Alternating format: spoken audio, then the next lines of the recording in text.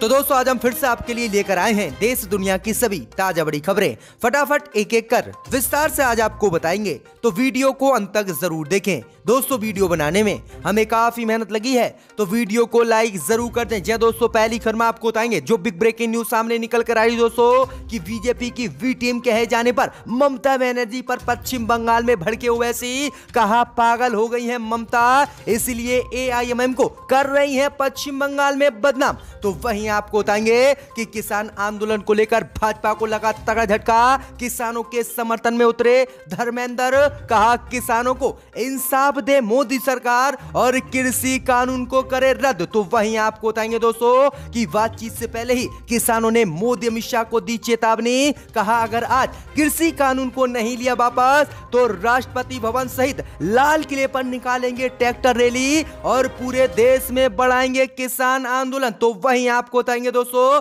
कि corona vaccine को लेकर बाबा रामदेव ने मोदी को दिया तगड़ा झटका, कहा मैं नहीं लगवाऊंगा कोरोना वैक्सीन, मुझे नहीं है इस पर भरोसा। जी दोस्तों, तगड़ा झटका अब बाबा रामदेव ने कोरोना वैक्सीन को लेकर भाजपा को दिया है। तो वहीं आपको बताएंगे कि उत्तर प्रदेश में लव जिहाद कानून का योगी ने किया मुसलमानों के खिलाफ दुरुपयोग, पहले महीने में 14 केस दर्ज हुए और 51 लोगों को भेजा गया जेल, लेकिन इनमें से एक भी नहीं हिंदू। तो वहीं आपको बताएंगे दोस्तों कि किसानों ने मोदी सरकार के खिलाफ खोल दिया मोर्चा, किसानों ने दिल्ली कूच करने का हरियाणा से किया ऐलान, तो हरियाणा पुलिस ने किसानों पर दागे आंसू गैस के गोले।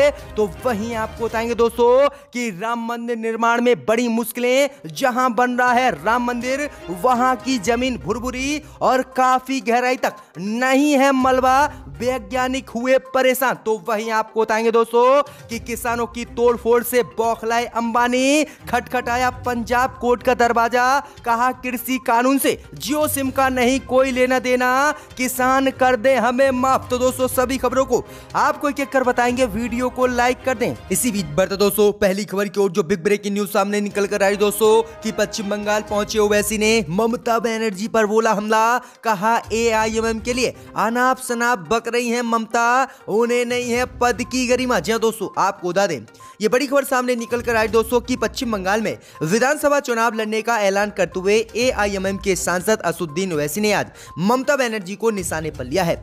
असदुद्दीन ओवैसी ने एआईएमएम को बीजेपी की वी टीम बताने के ममता बनर्जी के बयान पर पलटवार किया और आज ममता बनर्जी पर हमला बोलते हुए कहा कि ममता बनर्जी वाहियात और अनाप शनाप बातें एआईएमएम के लिए कर रही हैं, उन्हें मुख्यमंत्री के पद पर रहते हुए इस तरह की बातें नहीं करनी चाहिए। आगे असदुद्दीन ओवैसी ने कहा कि जिन लोगों ने ममता बनर्जी के बुरे वक्त में साथ दिया था आज वे भाजपा में शामिल हो रहे हैं। उन्होंने यहां तक कह डाला कि ममता बनर्जी फ्रस्ट्रेट हो गई हैं। दरअसल आपको बता दें कि बीते दिनों ममता बनर्जी ने एआईएमएम पर हमला बोला था और ममता बनर्जी ने एआईएमएम पार्टी को बीजेपी की वी टीम कहा था और कहा था कि असदुद्दीन ओवैसी बीजेपी के हाथों बिक गए हैं, इसलिए मुझे हराने के लिए पश्चिम बंगाल में वह चुनाव लड़ रहे हैं और बीजेपी ने उन्हें चुनाव लड़ने के लिए काफी पैसा दिया है। और इसी बयान पर आज ओवैसी ने पश्चिम बंगाल में पलटवार किया है। इसी बीच बढ़ते दोस्तों अगली खबर की ओर तो कृषि कानून को लेकर भाजपा को लगा तगड़ा झटका, किसानों के समर्थन में उतरे धर्मेंद्र, बोले किसानों को इंसाफ मिलना चाहिए और सरकार को करना चाहिए कृषि कानून रद्द। जी दोस्तों, आपको बता दें ये बड़ी खबर सामने निकल कर आई दोस्तों कि कृषि कानून को लेकर आज भाजपा को धर्मेंद्र से तगड़ा झटका लगा है। दरअसल आपको बता दें कि बॉलीवुड एक्टर धर्मेंद्र ने आज किसानों को अपना समर्थन दिया और ऐलान किया है कि मोदी सरकार को किसानों की बात सुननी चाहिए और किसानों को इंसाफ देना चाहिए। आगे धर्मेंद्र ने एक वीडियो शेयर करते हुए कहा है कि आज मेरे किसान भाइयों को इंसाफ मिल जाए, जी जान से सरदास करता हूं कि हर एक नेक रूह को सुकून मिल जाए, क्योंकि पिछले दिनों से लगातार किसान आंदोलन कर रहे हैं और मैं अपने किसान भाइयों की पीड़ा देखकर बेहद दुखी हूं और मैं सरकार से कहता हूं कि सरकार तत्काल इनका समाधान निकाले और कृषि कानून को वापस ले। तो ये बड़ी अपडेट आ रही है कि बॉलीवुड एक्टर धर्मेंद्र अब किसानों के समर्थन में उतर आए हैं, जबकि उनकी पत्नी हेमा मालिनी और सांसद सनी देओल ने अभी तक किसान आंदोलन को लेकर ऐसा कोई भी बयान नहीं दिया है। इसी बीच बढ़ते दोस्तों अगली खबर की ओर। तो कोरोना वैक्सीन को लेकर बाबा रामदेव ने मोदी अमित शाह को दिया तगड़ा झटका। कहा मैं नहीं लगवाऊंगा कोरोना वैक्सीन का टीका, पहले लगवाएं वाजपेयी। जी दोस्तों, आपको बता दें ये बड़ी खबर सामने निकल कर आई दोस्तों कि कोरोना वैक्सीन के टीके को लेकर विपक्ष के नेता लगातार मोदी सरकार पर हमला बोल रहे हैं और कह रहे हैं कि पहले प्रधानमंत्री मोदी और गृह मंत्री अमित शाह सहित भाजपा के बड़े नेता कोरोना वैक्सीन का टीका लगवाएं, इसके बाद हम टीका लगवाएंगे। वहीं आपको बता दें कि विपक्ष के सवाल के बीच आज बाबा रामदेव ने भी बड़ा ऐलान कर दिया है। बाबा रामदेव ने ऐलान किया है कि वह भी कोरोना वायरस का टीका नहीं लगवाएंगे। वहीं आपको बता दें कि बाबा रामदेव ने साफ कहा है कि कोरोना वैक्सीन सभी लोगों को लगाने की जरूरत नहीं है, जिसको जरूरत हो उसी को कोरोना वैक्सीन दी जाए। आगे बाबा रामदेव ने कहा है कि अब यह सरकार का फैसला होगा कि वह सभी को कोरोना वैक्सीन लगवाती है या नहीं। आगे उन्होंने कहा है कि मैं कोरोना वैक्सीन नहीं लगवाऊंगा। इससे पहले अखिलेश यादव ने भी कोरोना वैक्सीन लगवाने से साफ इनकार कर दिया था, जिसके बाद कांग्रेस नेताओं ने भी ऐलान किया था कि वह भी कोरोना वैक्सीन को नहीं लगवाएंगे और मांग की थी कि पहले मोदी अमित शाह और भाजपा के नेता कोरोना वैक्सीन लगवाएं, उसके बाद ही वह लगवाएंगे। तो ये बड़ी अपडेट आ रही कि अब बाबा रामदेव ने भी कोरोना वैक्सीन नहीं लगवाने का ऐलान किया है और भाजपा को तगड़ा झटका दिया है। इसी बीच बढ़ते दोस्तों अगली खबर की ओर। तो कृषि कानून को लेकर बातचीत से पहले ही किसानों ने मोदी सरकार से की मांग। किसानों को ट्रैक्टर से लाल किले और राष्ट्रपति भवन जाने की मिले मंजूरी। जी दोस्तों, आपको बता दें कि कृषि कानून को लेकर पिछले 1.5 महीने से लगातार देश के किसान आंदोलन कर रहे हैं। इस बीच खबर सामने निकल कर आ रही कि आज किसान और मोदी सरकार के बीच कृषि कानून को लेकर 7वें दौर की बातचीत होगी। वहीं 6 दौर की बातचीत विफल हो चुकी है और आज कुछ कृषि कानून को लेकर समाधान निकल सकता है। वहीं आपको बता दें कि बातचीत से पहले ही किसानों ने मांग की है कि मोदी सरकार किसानों को ट्रैक्टर और ट्रॉलियों से लाल किला राष्ट्रपति भवन जाने की मंजूरी दे। किसानों ने ऐलान किया है कि वह इतने दिनों में दिल्ली आए हैं और वह लाल किला और राष्ट्रपति भवन जैसे लोकप्रिय स्थानों का दौरा करना चाहते हैं। वहीं आपको बता दें कि किसान नेता राकेश टिकैत ने कहा है कि ऐतिहासिक स्थलों का दौरा करने के बाद किसान वापस गाजीपुर की सीमा पर लौटेंगे। यहां विरोध कर रहे कई किसान राष्ट्रीय राजधानी क्षेत्र में पहली बार आए हैं और उन्हें महानगर देखने की अनुमति मोदी सरकार दे। वहीं आपको बता दें कि किसानों ने मांग की है कि मोदी सरकार किसानों को ट्रैक्टर ट्रॉलियों से लाल किला और राष्ट्रपति भवन तक ट्रैक्टर रैली निकालने की अनुमति दे। तो ये बड़ी अपडेट आ रही कि बातचीत से पहले ही किसानों ने यह बड़ी मांग मोदी सरकार से कर दी है।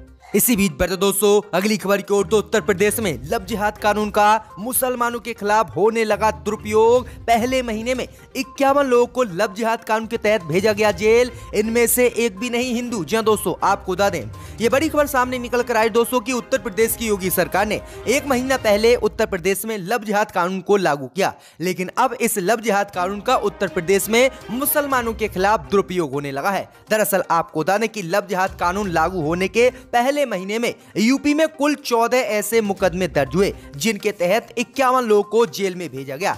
ये संयोग है कि जेल में भेजे गए सभी लोग मुसलमान हैं और इनमें से एक भी हिंदू नहीं है। वहीं आपको बता दें कि जो मुकदमे दर्ज हुए हैं उनमें से 13 में हिंदू युवतियों को बहला फुसलाकर या दबाव में लेकर उनका धर्म परिवर्तन करवाने के आरोप लगे हैं। 2 मुकदमे पीड़ित महिलाओं की ओर से और 12 रिश्तेदारों की तरफ से दर्ज करवाए गए हैं। वहीं आपको बता दें कि उत्तर प्रदेश में किस तरह से मुस्लिम युवकों के खिलाफ लव जिहाद कानून का दुरुपयोग होने लगा है। दरअसल आपको बता दें कि यूपी में लव जिहाद कानून के मामले को लेकर दूसरे पहलू में भी बड़ा उलटफेर सामने निकल कर आ रहा है। दरअसल आपको बता दें कि नए कानून लागू होने के बाद बरेली, मेरठ और कानपुर में मुसलमान युवतियों को हिंदू लड़कों से शादी करने के मामले भी सामने आए, लेकिन इनमें से उत्तर प्रदेश पुलिस ने किसी भी युवक को गिरफ्तार नहीं किया, जबकि मेरठ और बरेली में 2 मुस्लिम लड़कियों ने 2 हिंदू लड़कों से शादी की, लेकिन उन्हें योगी सरकार ने गिरफ्तार करने की बजाय उन्हें सुरक्षा दी। और किस तरह से मुसलमानों के खिलाफ ही सिर्फ उत्तर प्रदेश में लव जिहाद कानून का दुरुपयोग हो रहा है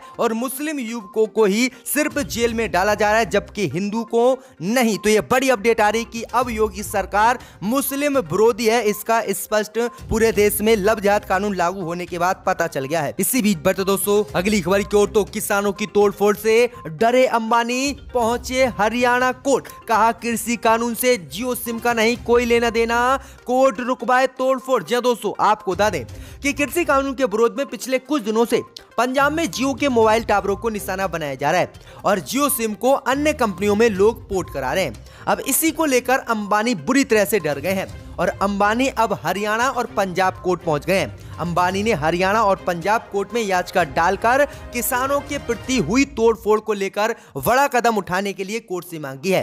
कोर्ट से अंबानी ने मांग की है कि जो भी हमारे टावरों की तोड़फोड़ पंजाब में हो रही है और हमारे सिम का बहिष्कार हो रहा है, इस पर कोर्ट सख्त कदम उठाए और किसानों पर कार्रवाई करे जो लोग हमारे टावरों को तोड़ रहे हैं। वहीं आपको बता दें कि आगे कृषि कानून को लेकर भी मुकेश अंबानी ने बड़ा दावा किया है। कृषि कानून को लेकर मुकेश अंबानी ने कहा है कि कृषि कानून से हमारा और जियो सिम का कोई लेना देना नहीं है, ना ही हम किसानों से कोई अनाज खरीदते हैं और ना ही सरकार से हम कोई अनाज खरीदते हैं। तो ये बड़ी अपडेट आ रही कि बुरी तरह से किसानों के बहिष्कार से अंबानी अडानी डर गए और अब कोर्ट का दरवाजा खटखटाने लगे। इसी बीच बढ़ते दोस्तों अगली खबर की ओर, तो राम मंदिर निर्माण में मुश्किलें, जहां बन रहा है वहां जमीन भुरभुरी और काफी गहराई तक नहीं है मलबा। जी दोस्तों, आपको बता दें कि अयोध्या में राम मंदिर निर्माण की तैयारी शुरू हो चुकी है। शिलान्यास को करीब 5 महीने बीत चुके हैं, मगर कई तकनीकी दिक्कतों की वजह से अब तक मंदिर की नींव नहीं रखी जा सकी है। राम मंदिर जन्मभूमि ट्रस्ट क्षेत्र महासचिव चंपत राय ने बताया है कि इसको लेकर काफी मुश्किलों का सामना करना पड़ा है, क्योंकि जहां पर मंदिर बनना है वहां जमीन भुरभुरी है और काफी गहराई तक वहां पर मलबा नहीं है, जिससे अगर वहां पर मंदिर बनाया गया तो ये 1000 साल तक सुरक्षित नहीं रह सकता और इससे पहले ही ये असुरक्षित हो सकता है। इसी को लेकर राम मंदिर निर्माण में मुश्किलें बनी हुई हैं। तो ये बड़ी अपडेट आ रही कि जहां पर मंदिर बनना है उस जमीन, वहां की जमीन भुरभुरी और काफी गहराई तक वहां पर मलबा नहीं है और इसी से वैज्ञानिक भी परेशान है कि वहीं पर मंदिर बनाया जाए या फिर जगह को चेंज किया जाए। तो ये बड़ी अपडेट आ रही है राम मंदिर को लेकर। इसी बीच बढ़ते दोस्तों अगली खबर की ओर, तो किसानों ने दिखाई अपनी ताकत, तो भड़क गई हरियाणा की भाजपा सरकार। किसानों को दिल्ली कूच करने से रोकने के लिए हरियाणा पुलिस ने बरसाए किसानों पर आंसू गैस के गोले। जी दोस्तों, आपको बता दें ये बड़ी खबर सामने निकल कर आई दोस्तों कि कृषि कानून को लेकर किसानों का आंदोलन पिछले 40 दिनों से जारी है। वहीं आपको बता दें कि आज मोदी सरकार और किसानों के बीच फिर से 7वें दौर की कृषि कानून को लेकर बातचीत होगी। वहीं आपको बता दें कि बातचीत से पहले ही किसानों ने अपनी ताकत हरियाणा की भाजपा सरकार को दिखाई। वहीं आपको बता दें कि किसानों ने रेवाड़ी जिले के मसानी बॉर्डर के पास रविवार शाम को पुलिस के बैरिकेड तोड़ डाले और फिर शाम में दिल्ली की तरफ बढ़ने लगे। इसी दौरान किसानों को रोकने के लिए भाजपा की हरियाणा सरकार ने आंसू गैस के गोले किसानों पर दगवाए हैं, जिससे मामला और तितर-बितर हो गया है और किसानों ने नापरवाह करते हुए दिल्ली की तरफ कूच करने का ऐलान कर दिया और कहा कि सरकार चाहे उन पर कुछ भी डलवा दे, चाहे कितने भी आंसू गैस के गोले छुड़वा दे, लेकिन वह पीछे हटने वाले नहीं है। तो ये बड़ी अपडेट आ रही कि किसानों ने दिल्ली की तरफ हरियाणा से ऐलान कर दिया है जाने का, जिससे भाजपा की हरियाणा सरकार बौखलाए हुए है। इसी बीच बढ़ते दोस्तों अगली खबर की ओर, तो बिहार में जेडीयू विधायक गोपाल मंडल ने चुनाव में हार का ठीकरा नीतीश पर फोड़ा। बोले अकाल मान की गलती से थान नगर सीट हार गई जेडीयू। जी दोस्तों, आपको बता दें कि विवादों में घिरे रहने वाले जेडीयू के विधायक गोपाल मंडल ने अब एक और बड़ा विवादित बयान नीतीश कुमार को लेकर दिया है। विधानसभा चुनाव में हार का ठीकरा जेडीयू विधायक ने अपनी ही पार्टी के पूर्व राष्ट्रीय अध्यक्ष और बिहार के मुख्यमंत्री नीतीश कुमार के माथे फोड़ दिया है। गोपाल मंडल का एक वीडियो सोशल मीडिया पर इन दिनों खूब तेजी से वायरल हो रहा है। वायरल वीडियो में जेडीयू विधायक गोपाल मंडल ये दावा कर रहे हैं कि थान नगर विधानसभा सीट पर पार्टी उम्मीदवार लक्ष्मीकांत मंडल की हार आकान माल की गलती से हुई है और अगर नीतीश कुमार ये गलती ना करते तो हम थान नगर विधानसभा सीट नहीं हारते। तो ये बड़ी अपडेट आ रही कि बिहार में भी जेडीयू में फूट पड़ी हुई है और जो राजद दावा कर रही कि उनके विधायक 28 हमारे संपर्क में हैं, वो ठीक होती हुई दिख रही है और कभी भी नीतीश सरकार बिहार में गिर सकती है और जेडीयू टूट सकती है। इसी बीच बढ़ते दोस्तों अगली खबर की ओर, तो कृषि कानून को लेकर भाजपा को अपनी ही पार्टी से लगा तगड़ा झटका। कृषि कानून के विरोध में उतरे बीजेपी सांसद और किसान आंदोलन को दिया अपना समर्थन। जी दोस्तों, आपको बता दें कि केंद्र सरकार के कृषि कानून के खिलाफ किसान दिल्ली में सटी सीमाओं पर पिछले 1 महीने से भी ज्यादा समय से आंदोलन कर रहे हैं। किसान नेता और केंद्र सरकार के बीच कई दौर की बात भी हो चुकी है, लेकिन अब तक कोई समाधान नहीं निकला है। सरकार कानून वापस लेने के लिए तैयार नहीं है। इस बीच बीजेपी के अंदर इस कानून को लेकर विरोध दिखाई दे रहे हैं। बीजेपी नेता और राज्य के पूर्व गृह मंत्री संपत सिंह ने तीनों केंद्रीय कृषि कानून को रद्द करने की मांग की है। रविवार को केंद्र से आग्रह करते हुए भाजपा सांसद और पूर्व केंद्रीय मंत्री संपत सिंह ने कहा है कि वह सोमवार को आंदोलनकारी किसानों के साथ होने वाली बैठक से पहले तीनों कृषि कानूनों को रद्द कर दें। बीजेपी नेता ने कहा कि इन सभी कानूनों को वापस लिया जाना चाहिए और सरकार न्यूनतम समर्थन मूल्य पर फसल की खरीद की गारंटी देने वाले नए कानून को इन तीनों नए कृषि कानून के स्थान पर लेकर आए। तो ये बड़ी अपडेट आ रही कि अब भाजपा के सांसद और पूर्व केंद्रीय मंत्री कृषि कानून के विरोध में उतर आए हैं।